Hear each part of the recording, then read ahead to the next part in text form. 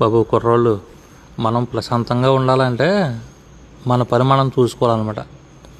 మనం ఎప్పుడైతే పక్కోడి పనులు ఏలెట్టామో అప్పుడే మనకు ప్రశాంతతలో లేకుండా పోతుంది.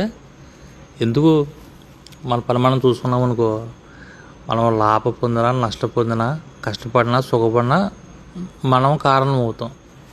అందుకని ఉచిత సలహాలు పక్కోడికి ఇచ్చినా అనవసరం, పక్కోడికి ఇచ్చి సలహాలు పాటించినా మనకు బొక్కే.